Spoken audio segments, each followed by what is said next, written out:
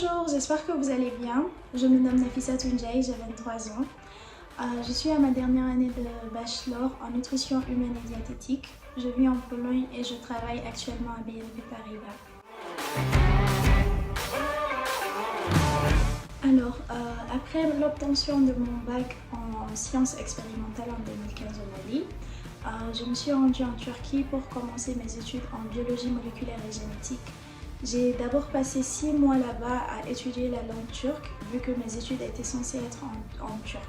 Voilà.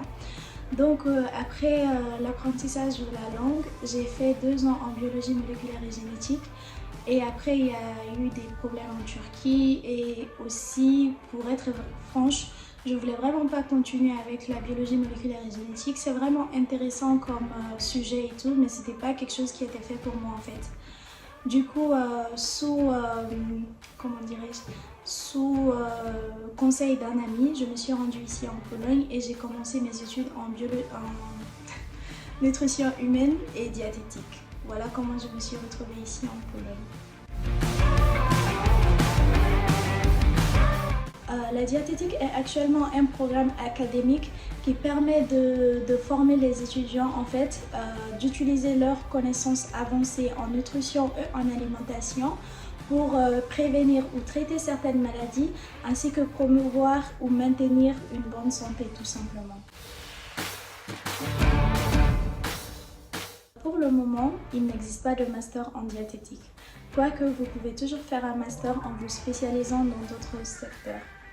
Et du coup, après les 3 ans de licence, vous êtes automatiquement diététicien. Mais si vous voulez gagner le titre de diététicien agréé, qui vous permet d'être reconnu dans le monde entier, vous pouvez faire 6 mois de stage après, oui c'est 6 mois, oui, 6 mois de stage après votre étude, votre licence. Et au bout de ces 6 mois, il y a un concours national que vous devez passer. Et une fois que vous passez le concours, vous êtes automatiquement diététicien agréé et vous serez reconnu dans le monde entier comme étant diététicien. Après les études en diététique, vous pouvez travailler dans beaucoup de secteurs. Vous pouvez travailler dans les secteurs de la santé, dans les cliniques, les hôpitaux, les centres de santé ou ouvrir votre propre cabinet. Vous pouvez aussi travailler dans la restauration, l'agroalimentaire, dans l'éducation, etc. Et vous pouvez aussi travailler de près avec les sportifs, pour toute personne, pour tout sportif du moins, qui souhaitent maximiser leur performance, etc. etc. Donc à vous de faire vos recherches, de voir ce qui vous convient le plus et puis vous pouvez tout simplement continuer sur ce chemin. Alors je dirais qu'en tant que diététicien ou diététicienne, vous pouvez vraiment beaucoup contribuer au développement de votre pays, surtout le Mali, dans le sens où au Mali nous avons beaucoup de maladies telles que l'hypertension, le diabète, la malnutrition, l'estomac, etc., etc., qui sont des maladies généralement liées à une mauvaise alimentation.